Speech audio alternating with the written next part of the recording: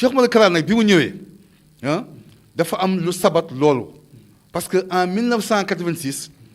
avant muy tàmbalee di récupérer kii bi moom lu ñuy wax comme naka sëriñ mission ba ko sëriñ Touba dénkoon moom day doon xaar ay app maanaam ay période yoo xam ne nii pour mu war a tàmbalee liggéey boobu maanaam benn loolu nag sëñ bi moom moo yore baatin bi mais saayir bi dafa amoon ay nongoom yoo xam ne nii 11 personnes lañu 11 personnes 11 Baye Fall yu jóge woon Daaru Xudoos googu ma nekkoon ñu dem màggalu Poroxaan bi ñu màggalee Poroxaan booy dellu si ñu am problème ak gendarmerie foofu diggante Nioro ak Ndofane ak Medina Sabax foofu ñu am fa problème parce que gendarmerie dafa ñëw ne da leen di fouiller parce que soi-disant que ñoom dañoo yore ay maanaam di xool daal maanaam parce que mbooloo boobu Baye Fall bu kii noonu pour ñoom boo na leen fouiller xool seen bagage Baye Fall nag ne maanaam nag di sikkar créé bi leen gendarme wëree ñu créé benn kuréel sikkar di sikkar ñiy dóoru kuur gars yi nag génne seen i fital seen chef bi joxe sommation xam nga sommation normalement da nga war a tirer ci kaw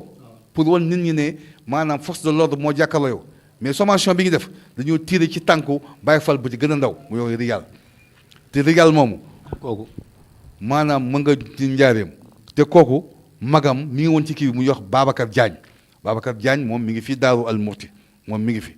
moom événement boobu sax daf ko def traumatisme moom témoin la am na keneen ku yox Modou Fall ma nga chikóori ci Mame Thierno Ndiaye Noreyni moom ñoom ñaar ñoo ci gën a nekk ndaw gars yi dóor leen ay crosse maate leen. yaa ngi ca woon. non man instant boobu man maa ngi nekkoon en service à Kaolack man nekk moo ci woon ñu maate leen foofu ñu nekk 11 léegi jàpp leen c'était au mois d'avril 1986 la ngi leen jàpp ñu maanaam indi leen maanaam Kaolack ak faux témoignage ñu condamné leen 3 ans xam nga loolu tamit ñu condamné leen ne maanaam pour rébellion à force à agent de force publique ak port d'arme rébellion yi mooy dañoo jëngu ci kaw gendarme yi xam nga ak tamit port d'arme yi mooy seen cours yi ñu yore woon xam nga loolu tamit maanaam lu xaw a yéeme la ak faux témoignage ñu condamné leen 3 ans bi ñu leen condamné 3 ans nag ñu ñëw prison bi dañoo ñëw rek commencé sikkar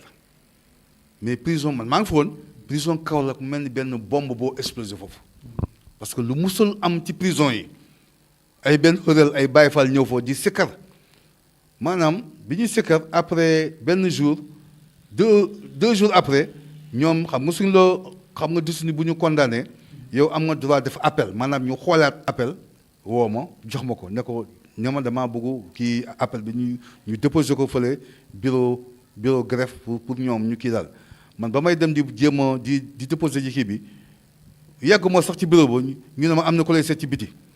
bi ma ñëwee ci biti nag ma ñëw fekk fa jëwriñ bi bàyyi mu mi ngi yore benn lettre boo xam ne ni mi ngi jóge ci Cheikh Ahmadou Kara Mbacke Noreyni lettre bi mu jox ma ko ne sëñ bi moom mu nee na nga jox lettre bi maanaam ña fa nekk maanaam 11 yi ci su ma fàttaliku am na seen jëwriñ mi ngi tuddoon maanaam maam Cheikh Ibra Fall am na fa Baye Laat Sikkim ak Khadim Mané Cheikh Sène ak Cheikh Mbacke Fall ak Kursi yu Fall ak Modou Fall bi ma lay wax ak Babacar Diagne waaw léegi bi mu leen indil lettre bi ba ñu lire ko lettre bi sëñ bi mi leen di wax ne lii man maa waroon dem prison ngir Serigne Touba daf ma tànn ci bayit boobu mu wax wala xar karam na bànni aadama pour yàlla nooyalal ko xolul ñi nga xam ni dañuy jël alal jàmbur ci doole pour mu war a def liggéey bi yéen nag sabab bi ngeen def nii lii Serigne bi moo leen fi indi pour ngeen nar koo liggéeyal. soo xam ne moom Cheikh Ahmadou Kara Mbacke Noreyni moo bind lettre bi di leen adressé leen ko di leen wax loolu. waaw moo leen ko adressé man maa yóbbu lettre bi jox leen ko. léegi nag bi ñu xamee nag ne mbir mi loolu la foofu la ñu commencé di man kebatu ñii di wax lu bari doole saa su yëngatoo la ko yëngat foofu la lu bari doole si kat boobu noonu foofu la tàmbalee maanaam jaajëf Noreyni foofu la tàmbalee gars yi commencé si kar bon ñu xam ne liggéey bi tàmbale na ñu commencé di waxtaan ak détenu yi maanaam màggal bi ñëw détenu yi lekk ba suur administration pénitentiaire nag bi mu gisee ne mbir mi dafa yéemu mu transféré leen maanaam ñu yóbbu leen ci Koutal benn prison boo xam ni day jël ay longue peine 5 ans ba perpétuité ñiy tëj jiiru dund foofu nag la ñi gën a garaaw bandi yi gën a garaaw ci Sénégal ñu yooyu les irrécupérables les kayit fa lañ nekkoon ñoom dañoo ñëw foofu rek tàmbalee sikkat rek kayit yooyu ñoom ñoo njëkk a jébbalu ci ñoom waaw. ñoom lañu jébbalu ñi nga xam ne ñoo nekk prison nga xam ne ñoom gisuñu Cheikh Ahmadou Kara Mbacke mais ñu Cheikh Ahmadou Kara Mbacke ñu defar ci ñoom la doon jébbalu. waaw parce que ñoom bi ñu ñëwee foofu dafa mel ni maanaam benn ñu nekkoon ci benn teen ñu sànni leen buum buum gi nag mooy laa ilaaha illallaah Muhammadu rasulullah buum bi nag ci la ñu jàpp génn teen bi ñu gis ne dafa mel ni benn médicament bu xam ne nii ci la ñu indi ci la nag nañ jébbalu te ñooñu ay bandi yi gën a garaaw lañu li may wax nii maanaam garde pénitentiaire yi xam na leen muy ku ñuy wax prince Mame Cheikh ak ku ñuy wax Bara Fall maanaam ak ku ñuy wax El Hadj Samb ak Maysa Ndiaye ak ku ñuy wax Bouye Fall sax moom maanaam moom mi ngi fii Chikori nekk chef de chantier moom gars yi waa Daaru xam nañ ko ñeneen ñi ñi ngi nekk ci ay chantier nekk ay ngand père de famille tout te ñooñu giiru dund lañ leen tëjoon ay perpète la ñu woon yu gënoon a garaaw léegi nag bi ñooñu affaire bi ñëwee ñu transféré leen nag maanaam camp pénal Kees ba Dagana ci la sikkat bi tas biir Sénégal sëñ bi nag moom utilise uniquement baatu laa ilaaha illallaah ba benn bés mu ñëw seet si leen ci prison yi muy 100 mètres